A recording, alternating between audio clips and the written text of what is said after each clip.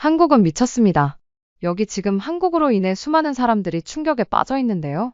과연 무슨 일이 일어났던 걸까요? 저는 미국 시애틀 출신의 대학원생 에밀리입니다. 국제정치와 문화학을 복수 전공하며 현재 프랑스 파리 정치대학에서 교환 유학 중입니다. 저는 늘 문화라는 개념에 흥미를 느꼈고 다양한 국가의 문화가 서로 어떻게 교류하고 충돌하며 새로운 가치를 만들어내는지를 깊이 탐구해왔습니다. 프랑스에서 공부하게 된 것도 그 연장선이었고 세계 각국에서 온 친구들과 함께 수업을 듣는 일은 매 순간 자극적이었어요. 특히 이번 학기 세계화 송문화 정체성 세미나는 제게 가장 큰 기대를 품게 한 강의였습니다. 교수는 세미나 시작 전부터 이 수업은 충돌이 예상됩니다. 감정이 개입될 수도 있지만 그 안에서 진짜 진실을 찾아내는 것이 목표입니다. 라고 말했죠. 그리고 그의 예언은 적중했습니다.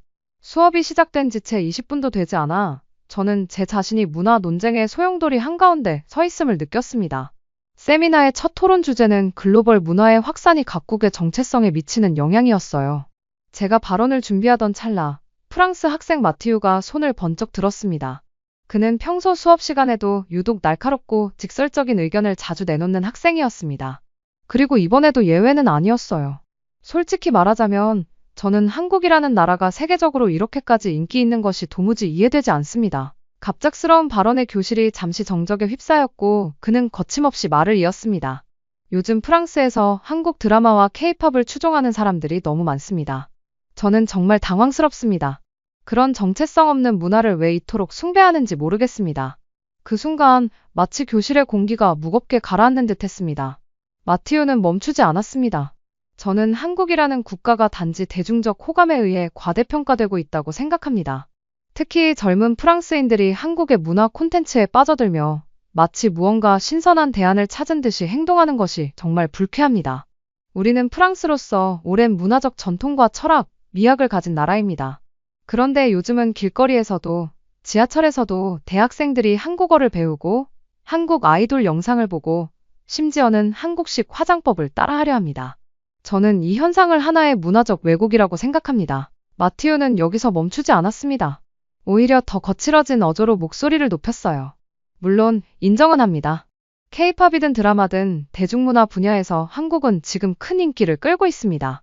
세계 각국의 젊은이들이 한국을 흥미롭게 바라보는 것도 사실이고요. 하지만 문제는 그겁니다. 바로 그 문화 말고는 아무것도 없다는 점입니다. 마티우는 주변을 한번 쓱 둘러보며 자신의 말이 얼마나 파장을 일으킬 수 있을지 알고 있었는지 오히려 더욱 단단한 표정으로 말을 이어갔습니다. 과연 그 인기라는 것이 얼마나 지속 가능할까요? 철학이 있습니까? 예술적 깊이가 있습니까? 혹은 문명사적 기여라도 있습니까? 저는 솔직히 말해 그런 얄팍한 인기에 휘둘리는 현상이 지적으로 부끄럽다고 느껴집니다. 그는 단호하게 말을 마무리했습니다. 저는 한국이라는 나라가 겉으로 보기엔 화려한 콘텐츠로 포장되어 있지만 그 속에는 비어있는 껍데기라고 생각합니다. 그저 유행에 따라 소비되고 새로운 게 나오면 쉽게 잊혀지는 그런 나라를 무조건 추종하는 것은 지적인 퇴행입니다. 우리는 지금 진짜 문화가 무엇인지 어떤 기준으로 문화적 가치를 판단해야 하는지를 다시 돌아봐야 합니다. 교수는 가볍게 기침을 하며 분위기를 다잡으려 했지만 이미 교실 안의 공기는 냉각되고 있었어요. 그 순간 마티유의 거침없는 발언에 잠시 교실이 숨을 멈춘 듯 고요해졌을 때 한쪽에서 조용히 손을 든 또 다른 학생이 있었습니다. 바로 중국에서 온 유학생 리웨이였습니다. 그는 평소 수업 시간에 그리 적극적인 참여자는 아니었지만 유독 한국과 관련된 주제가 등장할 때면 자신의 불편한 감정을 숨기지 않고 드러내는 학생이었어요.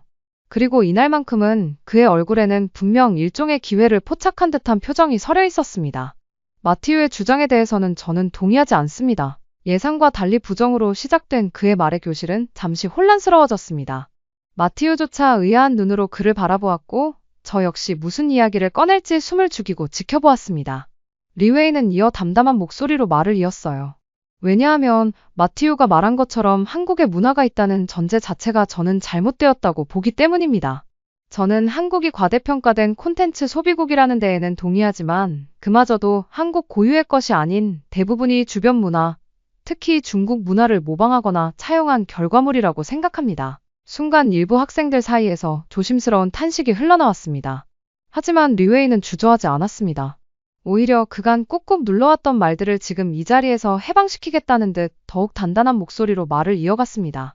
한국의 전통 의복이라 불리는 한복, 그 실루엣과 색채 감각, 문양은 당나라 시대 복식의 영향을 깊이 받았습니다.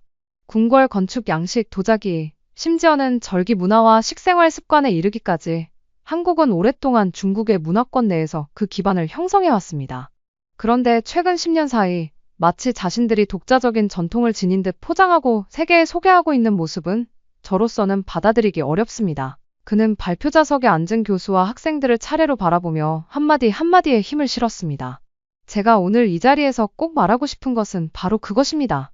지금 전 세계적으로 수많은 사람들이 한국 문화에 열광하고 있고 그것이 무슨 신선한 대안처럼 받아들여지고 있다는 사실 말입니다. 하지만 정작 그 콘텐츠의 핵심 뿌리가 어디서 왔는지를 제대로 아는 사람은 거의 없습니다. 그리고 그 근원이란 바로 중국 문명입니다. 이 말이 끝나자 교실 안은 정적에 잠겼습니다.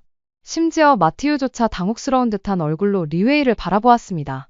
저는 한국의 콘텐츠는 독자적이지 않다고 생각합니다. 오히려 원조를 복제하여 재포장한 형태의 문화, 즉 중국 문명의 일부 요소를 흥미롭고 가볍게 재가공해 글로벌 시장에 맞춘 나류문화일 뿐이라고 생각합니다. 그는 마침내 이렇게 결론을 내렸습니다. 결국 한국은 문화적으로 독립적인 가치가 없다고 생각합니다. 단지 산업적으로 그것을 잘 상품화했을 뿐이지요. 저는 이 자리에 있는 분들이 그 점을 분명히 인식해 주셨으면 합니다. 인기 있다고 해서 가치가 있는 것이 아니고 반복 소비된다고 해서 진정한 전통이 있는 것도 아닙니다. 한국은 문화적으로도 그 외 다른 분야에서도 냉정히 말해볼 것이 없는 나라라고 생각합니다. 그 어떤 측면에서도 원형적이거나 선도적인 것은 없기 때문입니다. 그 자리에 있던 많은 학생들, 특히 유럽 출신의 친구들조차도 리웨이의 주장에 대해 명확히 반박하지 못했습니다. 왜냐하면 그들 대부분은 한국이 가진 고유 문화의 뿌리와 정체성에 대해 깊이 공부한 적이 없었기 때문입니다. 다만 익숙한 성공한 아시아 문화 콘텐츠로만 소비해왔기에 지금 이 강렬한 주장에 어떤 근거로 맞서야 할지 몰라 당혹스러워하고 있었습니다. 그리고 바로 그때 조용히 손을 든 한 여학생이 있었어요. 바로 스페인 출신의 카를라였습니다. 카를라는 한국에서 2년 동안 교환학생과 연구 프로그램을 통해 생활한 경험이 있었고 문화인류학을 전공하는 학생답게 말의 무게와 근거를 중시하는 태도를 늘 보여왔습니다. 그녀는 자리에서 일어서며 천천히 말을 이었어요. 저는 방금 나온 의견들에 동의할 수 없습니다. 특히 마티우와 리웨이의 주장에는 심각한 왜곡과 편견이 존재한다고 생각합니다. 여러분이 한국을 진정으로 이해하려면 단지 드라마나 음악에 한정된 이미지를 넘어서 그 구조적 역량과 사회적 기반을 깊이 들여다볼 필요가 있습니다. 카를라는 먼저 마티우의 주장부터 조목조목 반박하기 시작했습니다. 마티우는 한국이 콘텐츠 소비국에 불과하며 진짜 문화가 없다고 말했습니다. 하지만 이것은 문화에 대한 극히 제한적이며 서구 중심적 시각입니다. 프랑스가 미술관, 철학자, 문학 작품을 통해 위대한 문화를 이뤘다고 주장하듯 한국 역시 자신만의 방식으로 문화적 정체성과 철학을 발전시켜 왔습니다. 문제는 그것이 여러분이 익숙한 방식과 다르다는 것이죠. 한국의 고유문화 등재 속도와 문화적 다양성 측면에서 한국은 압도적으로 빠르게 증가하고 있습니다. 예를 들어 종묘제례악, 농악, 판소리, 한산모 시짜기, 김장문화 등은 외부 영향을 수용하되 철저히 지역화된 양식으로 발전한 한국만의 문화유산입니다. 카를라는 다시 학생들을 바라보며 말을 이었습니다. 이 무형유산들은 단지 민속학적 가치를 넘어 공동체의 규범, 예술성, 전통 지식과 직조 기술, 심지어 자연과의 조화까지 아우르는 고유한 문화 체계입니다. 단순히 오래된 전통이 아닌 지금도 살아 숨쉬는 삶의 방식이자 문화적 인식의 방식이죠. 그리고 그녀는 덧붙였습니다. 2024년 기준 대한민국은 세계에서 가장 많은 전통 예술 관련 정부 보조금을 지원하는 국가 중 하나입니다. 문화재청 자료에 따르면 국가 지정 무형문화재 보유자 및 전수교육조교에 대한 연간 지원금은 약 1,500억 원에 달하며 이는 프랑스의 전통예술 부문 지원 예산보다 약 2.3배 높은 수준입니다. 카를라는 발표를 이어가며 리웨이의 주장을 조심스럽지만 단호하게 짚고 넘어갔습니다. 그녀는 이전까지의 차분한 어조를 유지하면서도 이번에는 감정이 섞인 목소리로 말문을 열었습니다. 방금 리웨이 씨가 한국 문화의 대부분은 중국에서 유래되었으며 복제된 것에 불과하다고 주장하셨죠. 저는 이 부분이야말로 단편적인 역사 해석과 정치적 편견이 만들어낸 가장 위험한 오해 중 하나라고 생각합니다. 그녀는 먼저 역사적 배경부터 설명했습니다. 한반도는 분명 동아시아 대륙 문화와 오랜 세월 교류해왔습니다. 고구려, 백제, 신라 시기부터 중국과의 무역, 외교, 학문적 왕래는 존재했고 그 과정에서 양국은 서로 영향을 주고받았습니다. 그러나 중요한 점은 그것이 일방적인 수입이 아니라는 겁니다. 실제로 중국 역사서인 삼국지 위지 동의전, 신당서 등에는 삼국시대 한국의 제도, 관습, 군사 조직, 복식, 양식이 독자적으로 기록되어 있으며 심지어 당나라 때 학자들은 신라의 학문 수준과 예술 감각을 존경의 시선으로 바라보았습니다. 그녀는 스크린에 몇 장의 사진을 띄웠습니다. 각각은 고려 청자, 조선 백자, 신라 금관, 그리고 한복의 초기 형태를 보여주는 유물 사진이었어요. 이것이 중국의 것입니까? 그녀는 한 명 한 명을 바라보며 천천히 말했습니다. 이 중 상당수는 한국 고유의 양식이며 중국에는 존재하지 않거나 유사한 시기가 수세기 후입니다. 특히 고려 청자의 경우 중국 송나라 기록의 고려는 자기의 나라라 칭해질 정도로 독보적인 기술력을 보였고 명나라와 청나라 초기까지도 수입 요청이 이어졌다는 기록이 있습니다. 이는 단순한 기술 모방이 아니라 기술과 미감의 선도자였다는 사실을 증명합니다. 카를라는 한복에 대한 최근 논란도 꺼냈습니다. 최근 몇 년간 중국은 한복을 한푸의 일부라 주장하며 국제 행사에서 공식적으로 착용하거나 SNS 캠페인을 통해 한복의 기원은 중국이라는 왜곡된 주장을 퍼뜨리고 있습니다. 그러나 이에 대해 한국문화재청은 물론이고 유네스코 무형문화유산 전문가들도 한복은 한반도 고유의 복식 문화라고 명시했습니다. 특히 조선시대 후기 여성의 저고리와 치마 형태는 중국에서 그 어떤 유사 양식도 찾아볼 수 없습니다. 그녀는 이어 현대의 사례를 덧붙였습니다. 중국은 지금도 끊임없이 한국의 문화를 자신들의 것으로 귀속시키려는 시도를 하고 있습니다. K-팝이 중국 전통 음악의 현대화라고 주장하거나 김치가 파오차이에서 비롯됐다고 강변하는 일은 더 이상 새로운 일이 아닙니다. 2021년 중국 국영방송 CCTV는 김치의 원조는 중국이라는 프로그램을 방영했고 이에 대해 전 세계 언론과 학자들이 일제히 반박 성명을 냈습니다. BBC, CNN, 로이터 등도 해당 논란을 보도하며 중국의 문화적 제국주의를 지적했습니다. 그녀는 눈빛을 단단히 하며 말을 이었습니다. 여러분, 문화란 단지 오래됐다고 해서 원조가 되는 것이 아닙니다. 그것이 지역 내에서 어떻게 변화하고 정착하고 다시 창조되어 왔는지가 진정한 고유성의 기준입니다. 한국은 수천 년에 걸쳐 자신만의 복식, 건축, 언어, 음식, 예술을 독립적으로 발전시켜 왔습니다. 중국이 모든 문화의 기원이라 주장하며 주변국의 문화를 자신의 것으로 포섭하려는 시도는 단순한 해석의 차원이 아니라 명백한 문화 도둑질입니다. 그리고 그건 21세기 현재에도 계속되고 있는 매우 심각한 문제입니다. 카를라는 눈을 반짝이며 다시 말을 이었어요. 세계는 지금 알고 있습니다. 누가 진짜 창조자인지. 드라마, 영화, 음악, 패션, 웹툰, 심지어 디지털 플랫폼에 이르기까지 한국은 모든 문화 영역에서 스스로 길을 개척했고 세계적 영향력을 이뤄냈습니다. 반면 중국은 그것을 지켜보다가 인기가 생기면 원조는 우리라며 주장합니다. 그러면서 정작 스스로는 어떤 새로운 흐름도 만들어내지 못하고 있죠. 교실 안에 있던 몇몇 학생들이 고개를 끄덕였습니다. 그녀는 이어 마지막 말을 덧붙였습니다. 그리고 저는 중국 학생분들께 정말 정중히 묻고 싶습니다. 여러분은 정말 부끄럽지 않습니까? 여러분의 조국이 스스로 문화 콘텐츠를 창조하지 못한 채 이웃나라의 성과에 기대어 명분을 얻으려는 이 모든 시도를 자랑스럽게 생각하십니까?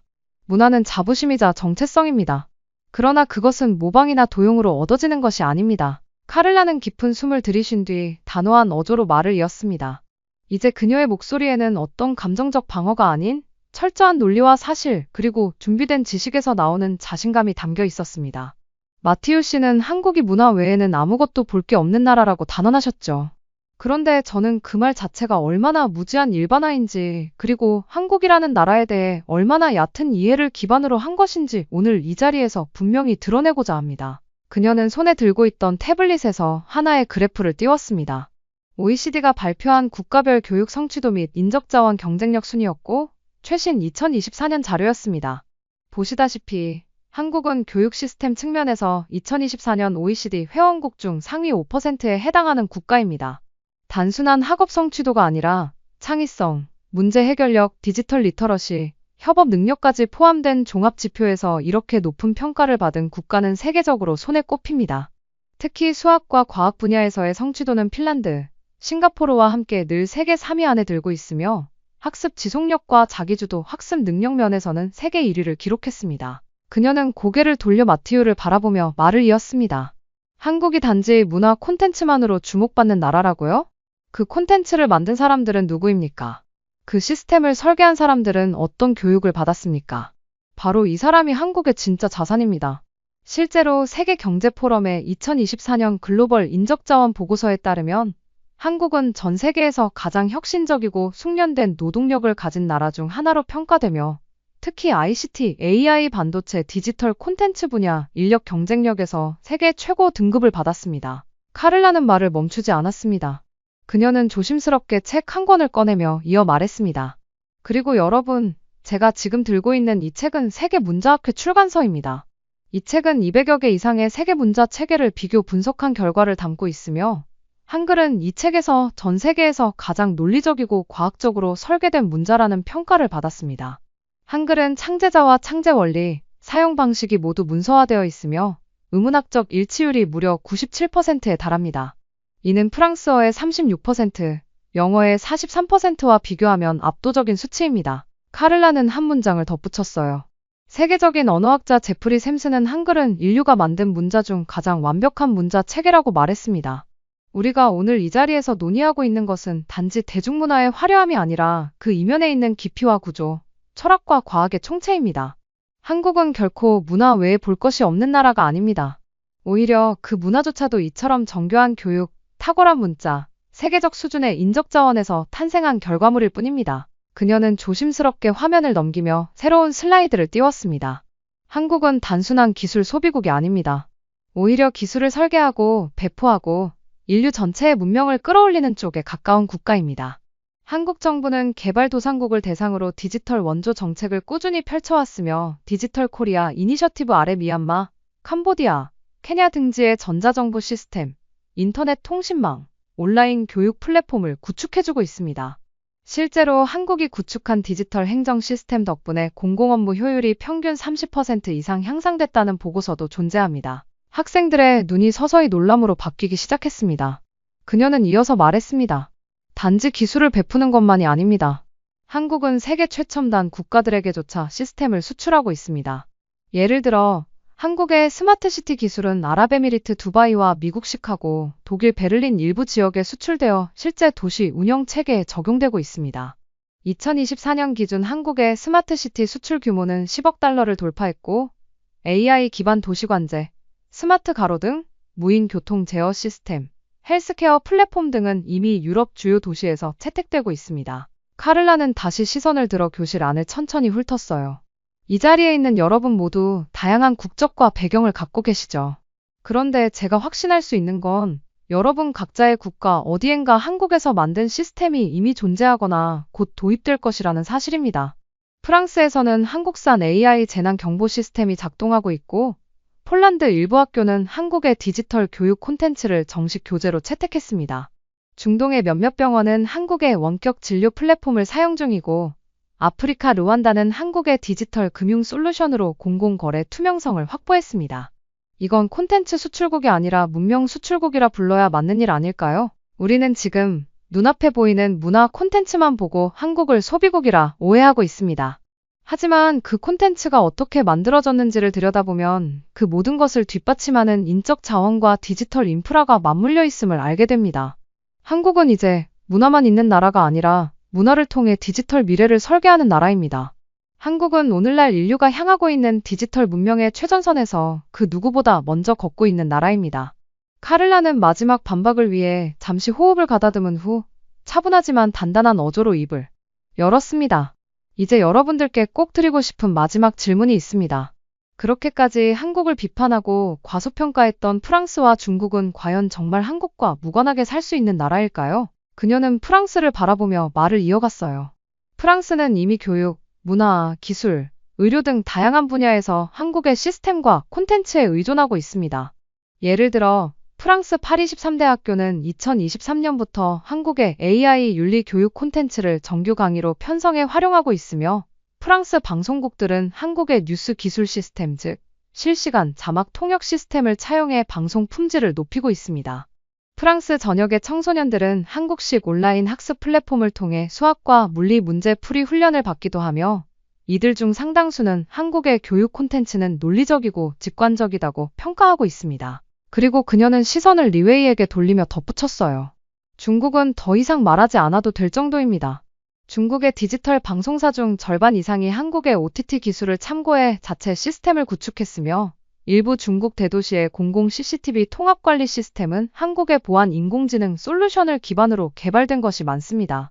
심지어 중국의 인기 모바일 게임 중 상당수는 한국 게임 엔진과 그래픽 기술을 활용하고 있고 중국 내 한국 웹툰 플랫폼 가입자는 2025년 현재 3천만 명을 돌파했습니다. 기술뿐 아니라 문화 소비도 한국 의존도를 보여주는 사례입니다. 그녀는 마지막으로 한 문장을 천천히 하지만 또렷하게 뱉어냈습니다. 결국 한국을 무시하고 깎아내리려 했던 바로 그 나라들이 가장 먼저 그리고 가장 많이 한국에 기대고 있다는 사실. 이것이야말로 오늘 우리가 직시해야 할 진실입니다. 그 순간 프랑스인 마티우와 중국인 리웨이는 아무런 대답도 하지 못했습니다. 마티우는 손끝으로 노트북을 만지작거리며 고개를 숙였고 리웨이는 입을 다문 채 정면을 똑바로 바라보지도 못했습니다. 그들의 얼굴에는 자존심과 혼란 그리고 무언의 수긍이 엇갈리는 복잡한 감정이 스쳐 지나가는 듯 보였어요. 그들은 처음 세미나가 시작되었을 때 자신감 넘치던 표정을 더 이상 유지할 수 없었고 교실은 조용히 하지만 완전히 기류가 바뀐 채 정적 속으로 빠져들었습니다. 그 장면을 지켜보던 저는 가슴 깊은 곳에서부터 묘한 전율이 올라오는 것을 느꼈습니다. 처음 이 수업이 시작될 때까지만 해도 저는 단지 한 명의 관찰자에 불과하다고 생각했습니다. 하지만 지금 이 순간 저는 분명히 느꼈습니다. 제가 보고 있는 것은 단순한 논쟁이 아니라 하나의 국가에 대한 인식이 뒤바뀌는 현장이었고 그 중심에는 한국이 놓여 있었어요. 카를라의 발표는 단지 논리적으로 완성도 높은 주장을 넘어서 강력한 사실과 정서적 울림으로 교실 앞 모든 이의 마음을 뒤흔들었습니다. 저 역시 그 자리에서 한참을 움직이지 못하고 그녀의 말 하나하나를 되새겼습니다. 한국이라는 나라가 단지 인기 있는 콘텐츠 생산국이 아니라 철학, 교육, 기술, 그리고 문명 수준에서 세계를 선도하는 국가라는 사실을 저는 그날 처음으로 확신이라는 감정으로 받아들이게 되었어요. 수업이 끝난 뒤에도 많은 학생들이 조용히 자리를 지켰습니다. 누구도 먼저 일어나지 않았고 카를라에게 말을 걸지도 않았습니다. 그것은 경외감이었어요. 진실 앞에서 누구도 함부로 말할 수 없는 고유한 경청의 시간. 그날 한국은 한 명의 목소리를 통해 다시 한번 세계의 자신이 누구인지 증명했습니다. 그리고 저는 그 장면을 평생 잊지 못할 것입니다. 이제 저는 한국을 단지 흥미로운 나라가 아니라 진심으로 존경해야 할 나라로 바라보게 되었습니다. 이 자리에서 그리고 제 인생 전체에서 가장 깊은 감동의 순간이었어요. 이 사연을 들으니 한국은 이제 그 누구도 무시할 수 없는 국가가 됐구나라는 것을 다시 한번 느낄 수 있었습니다. 영상을 시청해주신 모든 분들에게 감동과 행운이 가득하시길 바라며 오늘도 시청해주셔서 정말 감사합니다. 구독을 눌러주시면 더 좋은 영상으로 보답해드리겠습니다.